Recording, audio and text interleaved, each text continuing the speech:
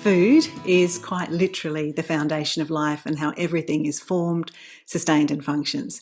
Our personal relationship with food begins before conception, with the health of our parents and even our grandparents.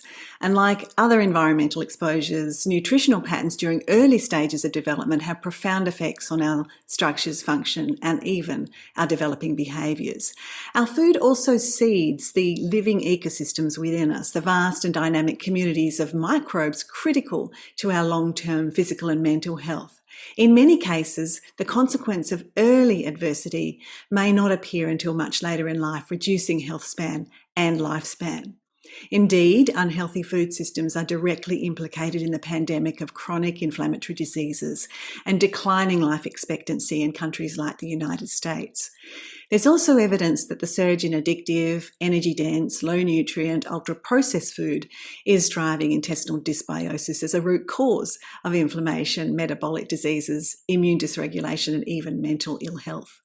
So to truly overcome the rising rates of modern disease, we must target prevention from the first moments of life, addressing the many modern factors shared by so many chronic diseases, nutrition among the most significant. Of even greater concern, we now understand that adverse exposures, especially nutritional, can have transgenerational effects conferred by heritable epigenetic changes, which transmit increased risk of disease to second and even third generations.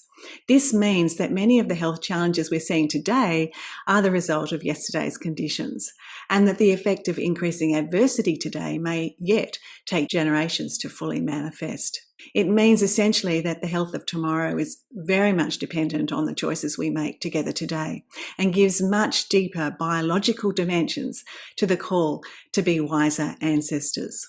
This clearly needs a long-range vision that must go beyond biology to solve our health problems.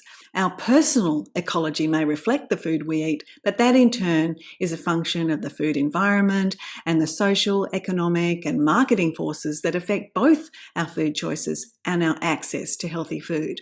At the same time, we see how unhealthy food systems place inordinate burden on societal health and the health of natural systems.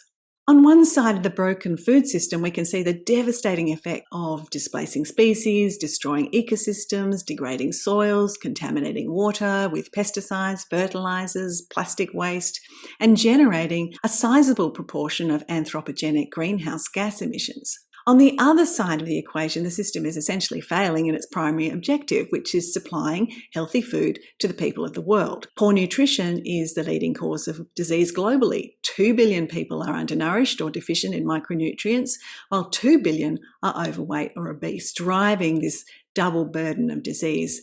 And both sides of this burden are greatest in the least privileged communities in all societies. All the while, it is estimated that at least 1/4 of food is lost or wasted.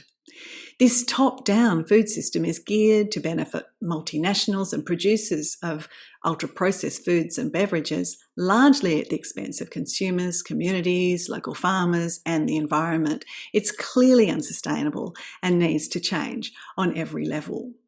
These are complex problems that will not be solved without multi-sectoral engagement and multi-solving strategies that work with nature rather than against it and are motivated by values that seek to serve the common good rather than to undermine it, which is unfortunately not the case at the moment. So having conversations like this is really key to changing narratives. And we have a stellar lineup of speakers, thank you all, who will traverse many aspects of the modern food crisis. I don't want to detract from their time by reading their CV, so I urge you to read more about them at the link we'll provide in the chat.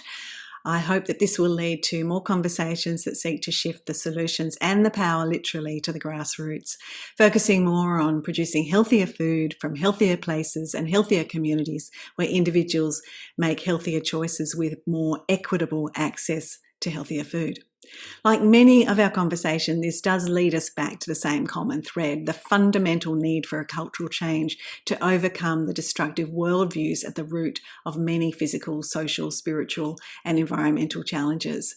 The need for new narratives which transcend limited beliefs, scarcity, rivalry, greed, and exploitation in ways that illuminate a wiser path to a better future.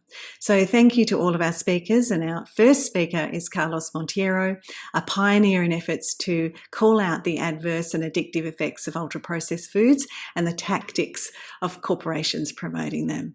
Welcome, Carlos.